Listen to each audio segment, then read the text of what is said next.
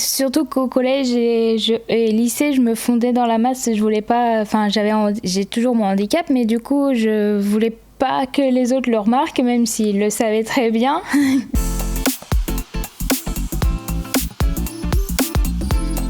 Bonjour et bienvenue dans un nouvel épisode des Inclusifs. Nous avons le plaisir aujourd'hui d'accueillir 3 nouveaux invités. Élodie Laurent, qui est salariée de Distance Service. Didier Tache, intervenant conseil, accessibilité et compensation sensorielle. Bonjour. Et Marie-Hélène Portemann, qui est enseignante spécialisée maître E. Oui, c'est ça, bonjour. Bonjour à tous les 3, merci d'être avec nous aujourd'hui. Avant de vous présenter chacun, je vais vous lire une définition de l'inclusion, une définition qu'on a ici à Distance Service créée, et puis je vous laisserai réagir ensuite en vous présentant et en me faisant un petit retour sur cette définition. Alors pour nous, l'inclusion a pour objectif de permettre à chaque personne unique et entière d'avoir les moyens nécessaires de participer pleinement à la société en tant qu'acteur valorisé et respecté selon le principe d'équité. Le concept d'inclusion s'applique à tous et repose sur la volonté de participation réciproque de chacun, ainsi que sur l'adaptation de l'environnement à la personne et non l'inverse. Qui veut réagir en premier ? Éventuellement par rapport à la réciprocité et l'implication de chacun au niveau de l'inclusion. Dans mon cas, donc, je travaille dans les écoles primaires. Un enfant n'a pas forcément la même envie ou besoin d'être intégré en fonction de ce qu'il a vécu avant. Donc, et certes, c'est très important qu'il soit intégré, mais je pense que c'est quand même difficile à l'enfant seul de faire cette démarche. Et c'est pourquoi on est là. Les enseignants spécialisés, le réseau d'aide est là pour aider justement ces enfants qui ont des difficultés d'intégration. Ouais, moi je vais rebondir aussi dessus. Par contre, je ne peux penser qu'aux enfants en situation de déficience visuelle, puisque c'est dans ce cadre-là que je travaille. Et en fait, ils sont, au niveau scolaire, ils sont pratiquement tous intégrés. La difficulté qu'ils peuvent rencontrer, c'est d'avoir recours à une aide en classe, donc par les AESH, qui ne sont pas toujours prévus ou toujours autorisés. Donc ça, c'est vrai que dès qu'ils sont intégrés, il faut qu'ils aient cet apport, cette aide-là. Et effectivement, après un service comme celui dans lequel je travaille, le S3AIS, effectivement, qui apporte aussi après un accompagnement à l'intérieur de la classe de temps en temps, et puis à l'extérieur aussi. Donc ils sont vraiment intégrés. Est-ce que vous pouvez nous expliquer ce que c'est que le S3AIS ? Alors, S3AIS, c'est S, le 3, parce qu'il y a 3 A, donc S-A-A-A-I-S, service d'aide à l'acquisition de l'autonomie et de l'intégration scolaire. Vous avez le ESH, oui, ce sont les aides en fait qui sont des aides scolaires qui sont anciennement les AVS, les aides de vie scolaire, et qui sont des personnes qui travaillent avec l'enfant. Alors parfois selon les nécessités beaucoup d'heures, selon les cas, parfois juste quelques heures par semaine dans certaines matières et pas d'autres. Voilà, ce sont des personnes qui les accompagnent vraiment tout le temps. Élodie, vous avez réagi sur le S3AIS ? Oui, parce que j'ai été la précurseur justement de ce service, parce que avant d'être adulte, on est enfant, et à l'époque quand nous on est arrivés ici en 2000, mes parents ils n'ont pas trouvé de structure adaptée à mon handicap, et en fait c'est en 2006 que ça a pu se construire ce projet. D'accord. Et c'est de là que c'est parti. Et du coup, comment ça s'est traduit pour vous, cet accompagnement ? Plus d'aide dans les écoles, me faire des amis, parce que finalement j'ai rencontré d'autres personnes en situation de handicap, en handicap visuel justement, et on est toujours amis, donc ça prouve que ça nous a bien aidés. Ok. Marie-Hélène, je vois que vous êtes maître E. Qu'est-ce que ça veut dire maintenant, mais maîtresse, alors ça a changé de dénomination, donc maintenant c'est maîtresse spécialisée à dominante pédagogique, je vais y arriver. Donc en fait ce travail, je fais partie d'un réseau de 3 personnes au sein des écoles qui rayonne sur un secteur, en fait. Donc, parmi les 3 personnels, il y a un psychologue scolaire, une maîtresse à dominante rééducative et moi, une maîtresse donc, à dominante pédagogique. Donc, à 3, on forme, si vous voulez, un ensemble qui permet d'analyser les situations des enfants pour lesquels on a fait appel à nous. Donc, on fait appel au réseau d'aide en cas de difficulté au sein d'une classe. Ce sont les enseignants qui peuvent faire appel, ce sont les parents qui peuvent faire appel aussi. Donc à partir du moment où on a un appel d'aide, on se rend dans les écoles, dans la classe, dans l'école, et on observe l'enfant. On a aussi, une fiche de signalement que les enseignants nous transmettent en essayant de décrire un petit peu plus précisément les difficultés de l'enfant. Et cette demande d'aide, ce signalement, est analysé ensuite au sein de notre groupe. Et en fonction de la difficulté, c'est l'une de nous 3 qui va prendre en charge l'enfant. Donc dans mon cas, en général, on fait passer des tests aux enfants pour savoir quelle est leur difficulté, là où elle se situe, si c'est plus au niveau de la lecture, des maths, quoi au niveau de la lecture, parce qu'il y a aussi 36 000 difficultés différentes.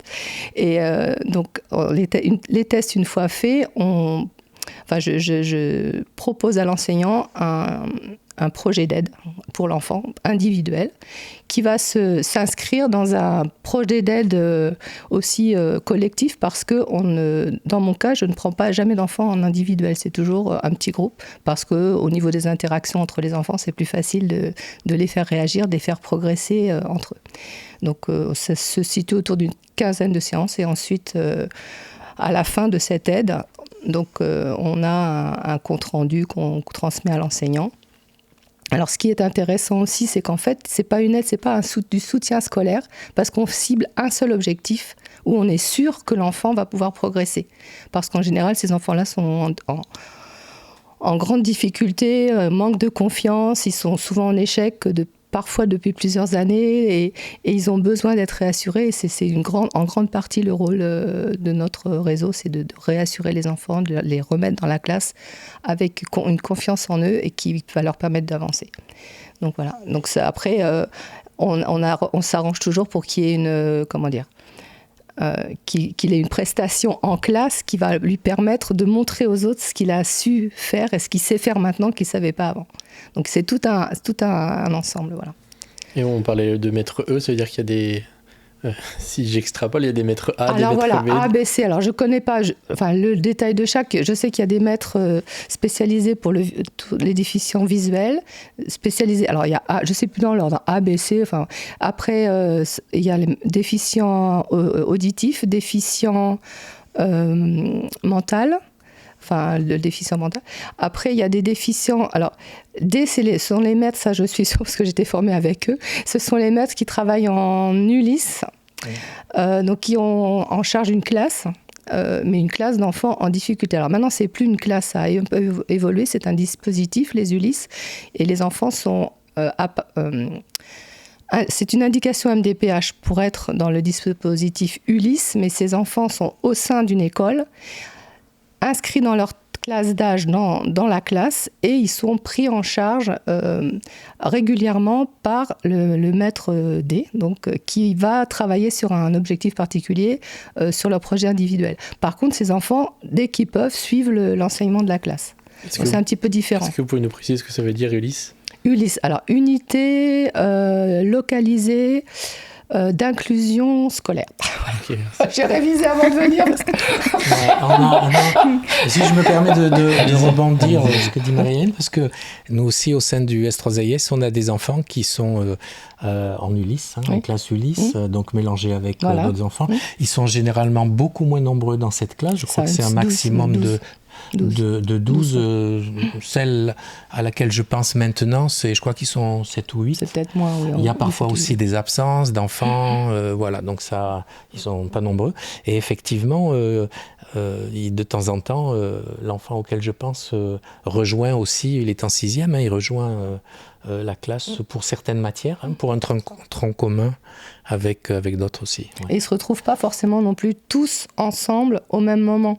Il peut y avoir des petits groupes parmi les 12. Il y en a par exemple 5 ou 6 qui vont travailler quelque chose en classe Ulysse avec leur enseignant, pendant que les autres seront à d'autres activités. C'est très très libre.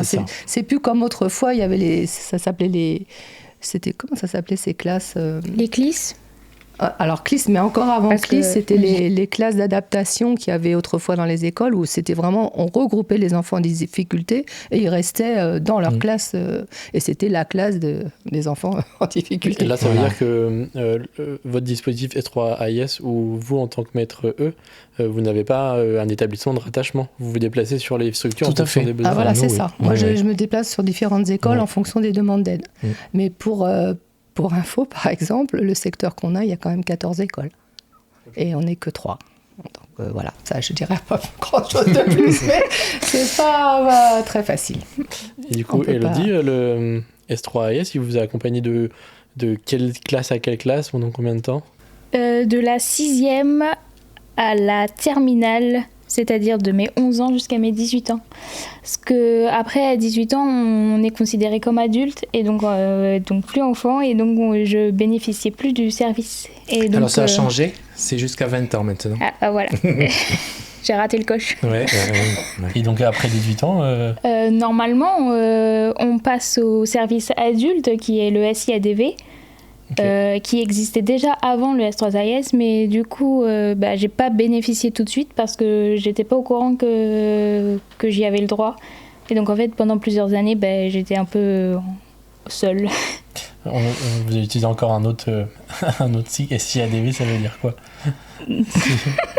Alors le SIADV, je viens à votre secours. Oui, si je me trompe pas, c'est le service interrégional d'aide aux personnes en situation de déficience visuelle. C'est-à-dire qu'il couvre, je me permets de le commander parce que j'y travaille aussi, je suis là au S3AIS et aussi au SIADV actuellement.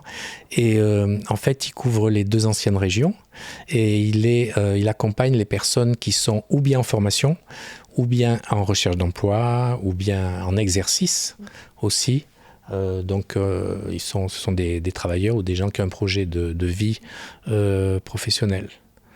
Tout ça, c'est géré par la GFIP, entre autres, et puis c'est sur prescription, donc d'un médecin du travail, de Cap Emploi, de Pôle Emploi, de quelques organismes comme ça, ouais. J'avais une question. Comment s'est passée la transition entre justement le lycée et la période de la vie professionnelle de travail? Comment ça compliqué. Compliqué parce que du coup, après mon bac, j'ai fait un BTS en école normale. Enfin, depuis toujours, je suis en école normale. Et ça a été compliqué. Après, j'ai cherché du travail. Évidemment, quand on écrit sur notre CV handicap, en situation de handicap, les recruteurs, ils lisent notre CV ou alors ils le lisent pas du tout. Et ils ne répondent jamais. Et donc, on passe à côté d'offres. Ça a été compliqué. Grâce à Cap Emploi, justement, j'ai refait une formation. J'ai refait un autre BTS. Et là aussi, c'est pareil. Après, tout s'est mêlé. Il y a eu la crise sanitaire. Et donc, après, elle a envoyé mon CV ici à distance service. Donc là, 3 jours après, j'ai eu une réponse. C'était un miracle, en fait. D'accord. Est-ce que vous pouvez nous parler plus en détail de concrètement l'accompagnement d'un maître ou du S3AIS auprès des enfants? Ça consiste en quoi? Alors, le S3AIS, donc déjà, ça concerne tous les enfants du département. C'est pas une question de région, là, c'est le département de la Vienne. Donc, il y a normalement un S3AIS par département. Au niveau de la capacité, en ce moment, nous accompagnons on devrait être cette année presque à 30 enfants, entre 28 et 30 selon les années. Et donc, ce que je pourrais faire, c'est vous détailler qui travaille dans ce service, parce que ce qui est important dans l'accompagnement, chacun a un rôle bien spécifique. C'est pluridisciplinaire. Donc voilà, c'est pluridisciplinaire. Une équipe qui travaille aussi de cette façon, en pluridisciplinarité. On a besoin d'aide souvent les uns des autres. Bon, on va dedans, il y a la direction générale, l'assistant de direction, on a une secrétaire médicale. Et après, au niveau des personnes, des professionnels sur le terrain, il y a des éducateurs spécialisés, des psychologues. Il y a une jeune fille qui est ergothérapeute pour tout ce qui est aide technique. Un transcripteur adaptateur dont je parlais tout à l'heure avec Marie-Hélène, j'expliquais un petit peu le travail qu'il faisait pour adapter les documents pour les enfants. C'est quand même de 6 à 20 ans, donc vous vous rendez compte des différences qu'on peut avoir, non seulement au niveau des pathologies différentes de chacun, mais aussi de leurs besoins, et puis des différentes scolarités qui traversent. Quand vous dites transcripteur adaptateur, c'est quoi en fait ? Transcripteur, quand je dis transcripteur, je me réfère surtout à une transcription en braille. Parce qu'on a des enfants qui sont non-voyants et qui sont braillistes. Donc, régulièrement, il a des documents, ce sont des lectures, des livres, beaucoup de documents à transcrire en braille, avec la norme et la réglementation de ce mode de lecture, de cet outil. Et puis les adaptations, alors c'est aussi comment adapter un texte pour qu'il soit à la portée de chacun, au niveau de la taille des lettres bien évidemment, s'il faut que ce soit plus tactile que écrit ou que en noir comme on dit, la différence entre le braille et le noir, c'est quand c'est écrit, la taille des lettres qui est nécessaire à l'enfant, enfin bon, après il y a, voilà, lui doit tout adapter, et surtout dans l'adaptation, savoir quoi prioriser dans ce qu'on lui demande d'adapter. C'est-à-dire que souvent on lui donne une information qu'un enfant bienvoyant va avoir tout de suite. L'information, il la lit, il aura tout de suite, même certains détails, alors que il faut adapter en, je dirais peut-être simplifiant, en faisant ressortir certaines choses. Voilà. Donc ça, il travaille aussi souvent en accord avec l'enseignant. Et puis, justement, l'AESH qui est en classe, parce que malheureusement, le S3AIS ne bénéficie pas d'un enseignant spécialisé. On a les éducateurs spécialisés qui interviennent aussi dans les écoles, mais pour faire le lien entre l'enfant et le milieu scolaire. Mais on n'a pas d'enseignant spécialisé qui peut nous dire ok, ça c'est mieux, ça se fait ci, plutôt ça, je fais le lien moi-même. Bon. Et donc c'est là que vous faites le lien avec les enseignants spécialisés donc des établissements. Non, en fait, lui, cet adaptateur transcripteur fait le lien directement avec les enseignants. Il fait aussi le lien avec les éducateurs spécialisés. Tout ça, je vous dis, c'est une équipe. Et après, moi qui suis ICAX, donc qui travaille avec les enfants dans deux domaines différents. Le premier, c'est les gestes de vie quotidienne. Donc, selon la demande de l'enfant, j'axe beaucoup, cette année, j'ai beaucoup axé mon travail sur les tout petits, parce qu'on a eu une arrivée de 3 enfants qui sortaient du CAMS, vraiment qui sont arrivés à peine 6 ans, ou voilà, 6 ans et demi. Donc, il y a beaucoup de travail à faire autour de la table, autour des couverts, ne serait-ce que savoir comment manger, comment couper, comment servir à boire, des choses qui sont pour nous basiques, où un enfant même bienvoyant est en train de l'apprendre. Et puis avec tout ce dont il a besoin dans sa vie quotidienne, et surtout tout ce qui est déplacement, orientation, mobilité, voilà. Donc selon les âges, c'est pré-canne ou canne de déplacement, canne de détection, comment traverser, comment se mouvoir dans la rue et s'orienter sans se mettre en danger, en utilisant certains moyens techniques. Vous savez, quand il y a des adolescents qui commencent à vouloir bouger, et puis qui en ont un peu assez, je crois, d'être accompagnés tout le temps, ou de demander toujours à quelqu'un « amène-moi là » ou et là, moi j'ai vraiment une demande d'autonomie. Le travail, c'est ça, l'acquisition de l'autonomie. Et donc voilà, c'est l'usage des transports en commun aussi, comment repérer, comment prendre des informations, comment ne serait-ce que, alors je parle de Poitiers par exemple, pouvoir arriver à détecter quel est le bus qui arrive. parce que Vitalis a des informations pixelisées, vous voyez, en orange, donc c'est dans beaucoup de cas très très très difficile. Donc après, il faut voir si on doit préconiser un matériel, un monoculaire, savoir quelle est l'attitude que l'enfant doit avoir quand le bus arrive, arriver à lui faire comprendre que il faut qu'il demande. Voilà. Enfin, donc je pense que Elodie, elle sourit évidemment parce que tout ce que je dis c'est bien ça. C'est tout à fait ça. Voilà, je rentre pas dans de grands détails, mais c'est un travail de longue haleine mais c'est un travail qui est cette année on a eu des résultats très probants, très très très très bons par rapport à ça pour des adolescents, notamment une enfant qui est non-voyante pratiquement et qui vient de Châtellerault, toute seule. Au service, elle a réussi il y a quelques semaines à venir toute seule après pratiquement 1 an de travail avec moi à raison d'une fois toutes les 3 semaines. Donc c'est très très important. Elodie, vous vouliez réagir à tout ce qui a été dit? Oui, parce que quand j'étais au SAIS, justement, on travaillait sur ça avec les éducateurs spécialisés. J'avais confiance en moi et après quand j'ai quitté le service, il s'est passé un laps de temps où justement je me déplaçais plus ni rien.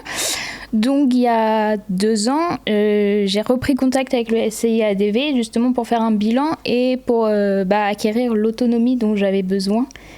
Et les bus, c'est extrêmement compliqué, même maintenant, même moi à mon âge encore, c'est compliqué parce que c'est vrai, le bus en haut quand il y a marqué la direction et rien que le numéro, des fois j'ai du mal à le lire. Bien sûr. Je sais à peu près à l'heure où il doit passer, donc je me fie à ça. C'est un peu compliqué, ouais. Ouais, en fait, il faut pas se fier qu'à ça, justement, parce que moi, j'ai eu le cas où, en fait, parfois, en partant de la gare, quand on travaillait l'itinéraire pour cette jeune fille de 14 ans, le bus n'est pas passé à l'heure. Après, c'était un autre, donc elle pouvait pas monter dans n'importe quel bus. Donc, chaque fois, elle allait demander, est-ce que vous êtes bien celui-là, cela. Du coup, vous faites quoi aujourd'hui, Elodie, comme travail je travaille à distance service en tant que chargée de relations clients par mail. En fait, les clients nous envoient des mails et on répond à leurs besoins par mail. Donc mon poste, il est adapté. Et quelles sont ces adaptations ? J'ai des bras pour poser les ordinateurs. Mm-hmm. Ça permet de les avancer, de les reculer, de les monter, de les descendre comme j'ai envie. Ouais. Donc vous rapprochez l'écran de vous, c'est ça ? Oui. D'accord. Marie-Hélène, vous avez amené des choses avec vous Oui, j'ai amené des choses. En fonction des difficultés, il y a différentes façons de travailler. Donc j'ai beaucoup travaillé sur la lecture parce que il y a une très forte demande au niveau de la lecture. Donc souvent des enfants qui n'arrivent pas à repérer les lettres ou à faire le lien entre le son de la lettre et la forme de la lettre. Donc j'ai ramené du matériel, je vous montrerai ça tout à l'heure. D'autres qui n'arrivent pas à prononcer, bien prononcer le son et de voir la lettre qui va avec. Donc il y a une méthode, c'est une orthophoniste qui s'appelle, je ne me rappelle plus son prénom, mais c'est Madame Borel-Maisoni, qui a donc mis en place tout un code gestuel pour apprendre aux enfants à repérer les lettres et à bien prononcer. Et donc, certains enseignants les utilisent en classe et ça aide. Donc, ça peut être une des adaptations, justement, dans l'éducation inclusive, que d'utiliser ces aides-là, tout ce qui est proposé autour pour non seulement les enfants en difficulté, mais pour toute la classe. Parce que si ça aide un enfant, ça va aider aussi toute la classe. Donc, par exemple, les gestes... je vais montrer... alors, je parlais des gestes d'abord. Je vais faire d'abord les gestes. Par exemple, pour des enfants qui confondent le M et le N. Donc, le M, on fait le geste comme ça. Je vais le montrer sur ma main. On fait le M à 3 pattes, comme ça. On fait M. Donc, il y a bien les 3 jambes de la lettre M, et après le N c'est N, comme ça. Donc c'est nasal. Je suis en train de donner des coups dans le micro. Donc le N fait N, et on voit bien qu'il y a aussi 2 pattes. Donc ça aide l'enfant à identifier comme qu'est-ce qu'il peut y avoir aussi, le B et le D. Par exemple, le B c'est devant, b, comme, alors on dit bedon ou je sais pas quoi, et le d, c'est derrière le do. Donc, c'est des gestes qui vont aider l'enfant. Comme on parlait aussi, par exemple, pour des enfants du voyage qui ont du mal à entendre la différence entre le on et le en. Donc, le o, c'est ça. Et le on, c'est ça. On, o, on. En fait, la bouche ne bouge pas. Et c'est juste le son en mettant contre le nez, ça nasalise le o, en fait. Et le a, c'est comme ça. Et le a, en. A, en. La bouche reste grande ouverte et en fait ça permet de nasaliser le A. Donc c'est des petites choses comme ça que cet orthophoniste a mis en place et qui marchent vraiment bien hein, pour les enfants qui ont des difficultés de prononciation, d'écoute du son, plus auditif. Après au niveau visuel, il y a des enfants qui ont du mal visuellement à reconnaître les lettres. Ah, oups, j'ai fait tomber ma fusée. Voilà la fusée. Donc les lettres, ça c'est Madame Huguenin, voilà c'est ça, qui a mis au point ces lettres. Donc j'en ai que quelques-unes là, mais par exemple chaque lettre a la forme de la lettre script, enfin normale, et donc l'objectif c'est de faire le son. Donc la fusée, ça commence par F. Et donc l'enfant va reconnaître avec la fusée, il va savoir que c'est le F. Parce que la fusée, elle fait F. Donc il va reconnaître ce son-là. Le S, c'est un serpent. Donc S. Après le robinet, il est un peu bouché, alors il fait Donc voilà, alors moi j'en ai tout à la cote. Toutes les lettres de l'alphabet sont représentées. Donc ça, c'est pour ces lettres-là, c'est pour les enfants qui ont du mal à repérer les lettres et à les identifier. Alors après, dans les jeux qu'on peut avoir pour fusionner, parce que ça c'est juste la reconnaissance des lettres, donc il y a des enfants après qui n'arrivent pas à assembler les lettres pour faire des syllabes. Donc après on peut prendre, moi j'ai pas le A, c'est un monsieur A, donc on les fait se toucher, donc A, bon j'ai pas le A là, mais voilà, on apprend, on fait des jeux comme ça, on manipule beaucoup. En fait mon travail, c'est un gros travail de manipulation pour changer un petit peu peut-être de ce qui se fait en classe parfois, où c'est assez statique, où enfin il y a beaucoup c'est beaucoup dans les livres et pas assez dans la manipulation. Donc après, à un autre niveau, plus élevé, il y a des enfants qui n'arrivent pas, par exemple, à reconnaître les sons, les sons complexes.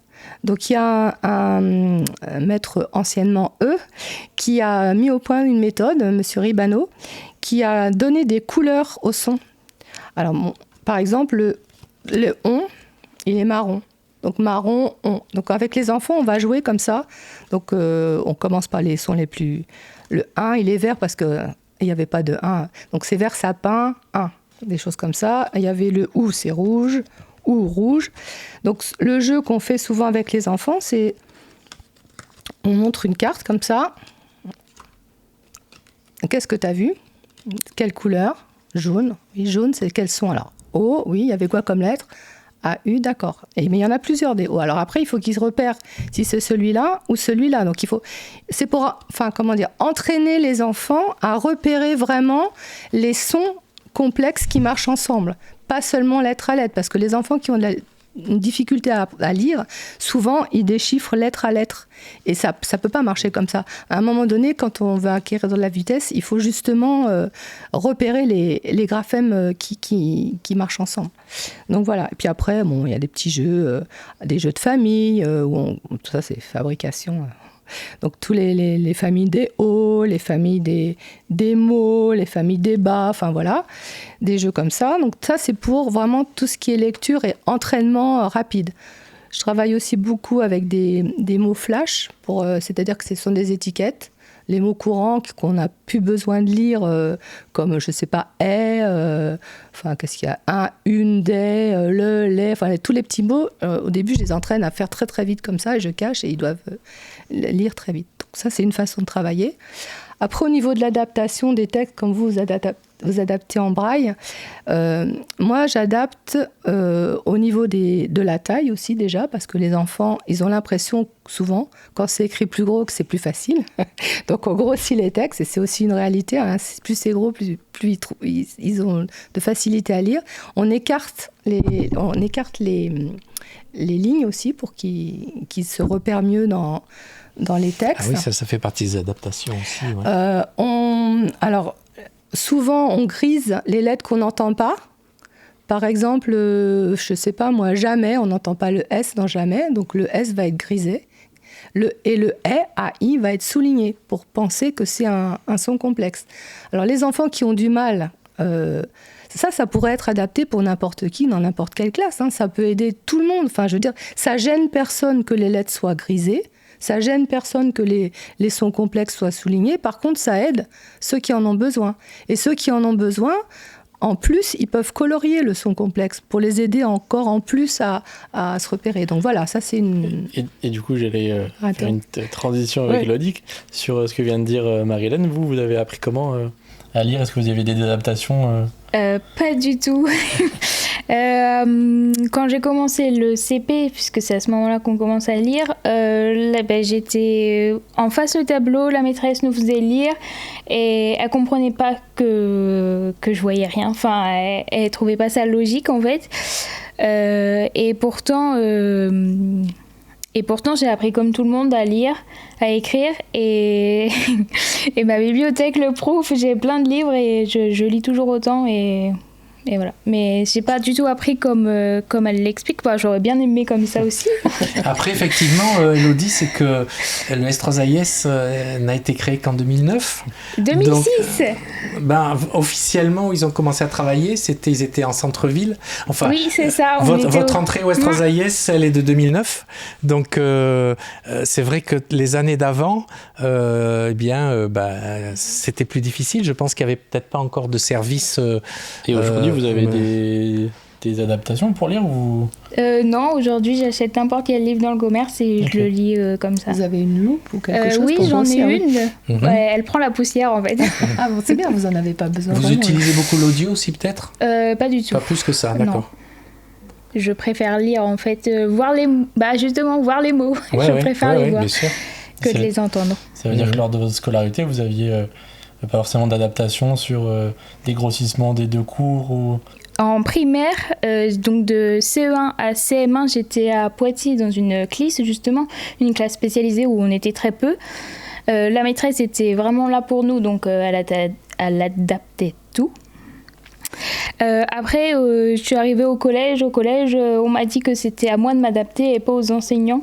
Donc, c'est le problème du collège, ça.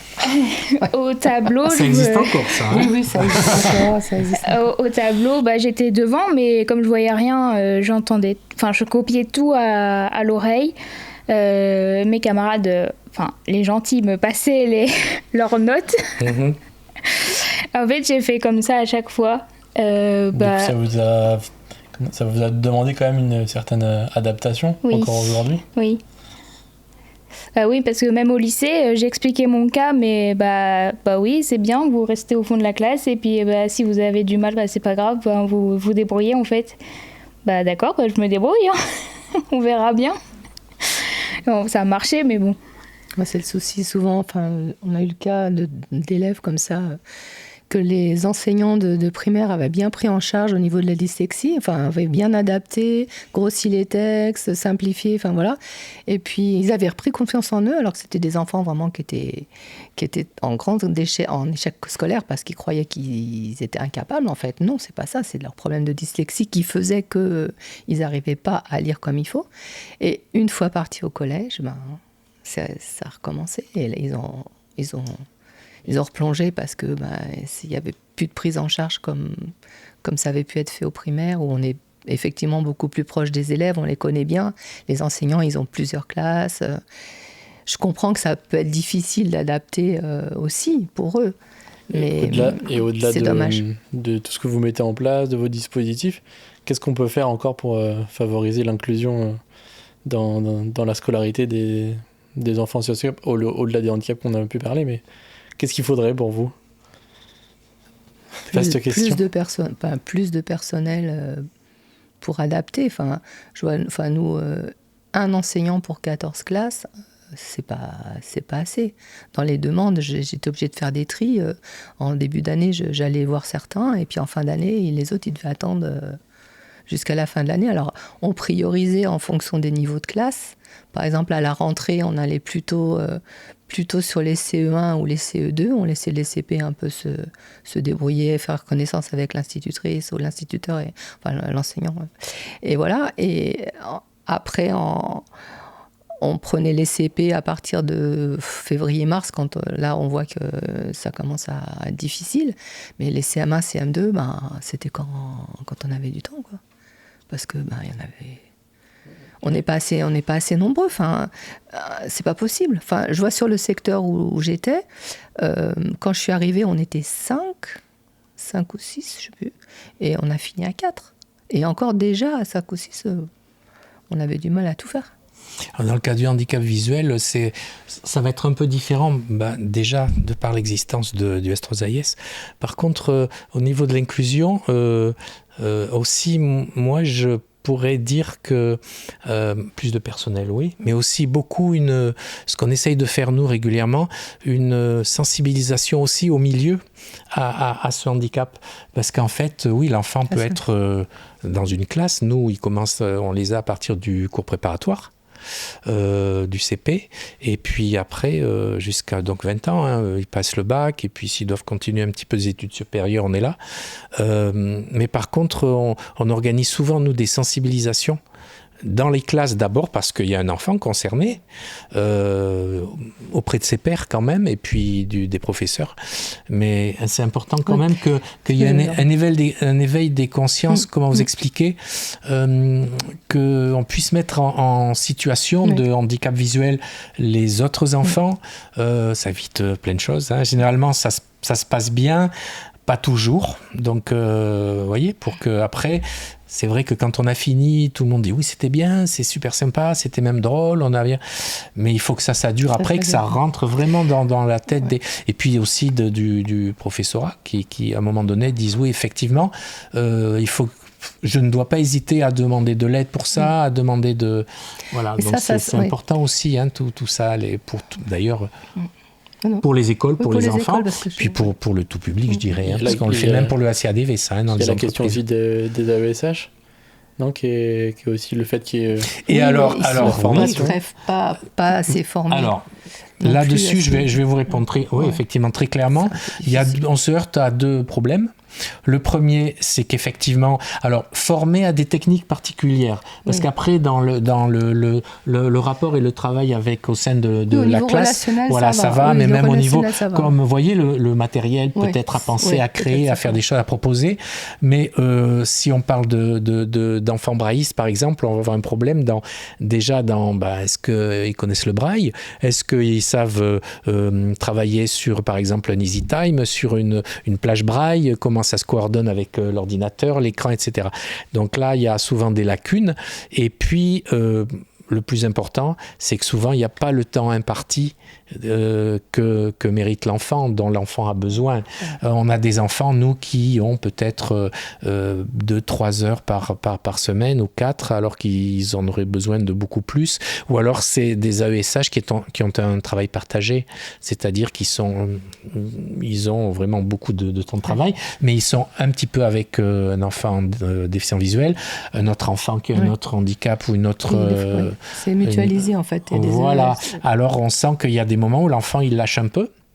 Et puis, c'est compliqué, mais c'est vrai que pour que l'inclusion soit totale et puis qu'après, ce soit bien équilibré et que l'enfant sache qu'il puisse progresser au même niveau que les autres, je pense que, voilà.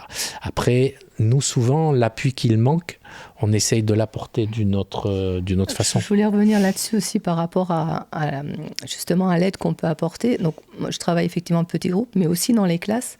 Et en fait, ça m'est arrivé de travailler avec des enseignants en classe, de faire la même chose que l'enseignant, mais en adaptant le travail pour le groupe que j'avais qui était en difficulté.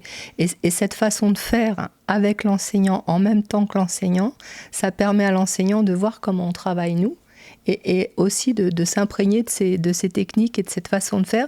Et j'ai eu plusieurs enseignants dans ce cas-là qui me disent « c'est bien, ton adaptation, tu peux me la passer, j'aimerais bien travailler dessus. » Et j'ai retrouvé après, c'était affiché dans la classe. Enfin, voilà, je me dis, c'est efficace aussi. Et c'est important aussi de travailler, je crois, avec les enseignants dans la classe, pas seulement sortir les enfants. Moi, j'ai essayé de partager, pas tout à fait parce qu'il y a beaucoup d'enfants en difficulté, mais j'ai essayé de partager mon temps le plus possible de faire aussi dans les classes pour justement permettre cette appropriation-là des enseignants du travail qu'on fait et des outils qu'on peut leur apporter. Après, votre aide, elle est très nécessaire aussi parce que de nos jours, les classes, c'est 25, 28 enfants pour une classe, je dirais, normale, un CE2, un CM1, un CM2. Ça fait beaucoup de têtes d'enfants avec plein de personnalités de niveaux différents. Si dedans, par exemple, il y en a un qui va moins bien, donc c'est là que nous, on a besoin de cet appui de l'AESH qui est là tout le temps pour décharger un peu l'enseignant. Et du coup, Élodie, si vous deviez refaire votre scolarité, est-ce qu'il y a des choses que vous changerez? Qu'est-ce qu'il faudrait changer pour vous? Ou améliorer? Surtout qu'au collège et lycée, je me fondais dans la masse. Je voulais pas. J'ai toujours mon handicap, mais du coup, je voulais pas que les autres le remarquent, même s'ils le savaient très bien. Mais du coup, oui, que les professeurs soient un peu plus au courant, parce que ils me laissaient un peu toute seule. Ouais. Vous avez pu faire, vous, des sensibilisations auprès des camarades ou des professeurs? Avec le S3AIS, justement, l'éducateur qui était là à mon époque, il a aidé et tout ça. Il a même parlé de l'ordinateur au lycée. Il a parlé de l'ordinateur, mais je voulais être comme tout le monde. Donc, en fait, je ne l'ai quasiment pas utilisé parce que, surtout, l'image qu'on a de nous à cette époque, moi, c'était vraiment me fondre dans la masse et je ne voulais pas passer au-dessus. C'est l'âge aussi qui veut ça. C'est un sujet sensible, ça. C'est vrai que nous, on le voit avec les enfants. Ça serait long à débattre, mais c'est vrai que même pour travailler avec eux, il y a des caps à passer, il y a des... il faut y aller progressivement, il y a des dénis, il y a des choses comme ça. Et il faut en tenir compte absolument de ça aussi, pour les accompagner bien. Mais vous avez raison, c'est vrai qu'à un moment donné, à un certain moment, l'adolescence, c'est un moment particulier. Malgré les difficultés, l'enfant veut dire non, mais j'y arrive, donc j'ai pas besoin de ceci ou de cela. La différence, elle est là, dans le handicap, il y a toujours ce problème de différence. Je veux être comme les autres, même si c'est pas tout à fait ça. Voilà. On va conclure là-dessus. Je pense que c'est une bonne fin pour ça. Je vous remercie pour ces échanges très intéressants, très passionnants. Je pense qu'on aurait pu en parler encore pendant des heures. Je vous remercie pour les échanges et on se retrouve bientôt pour une nouvelle émission. Au revoir.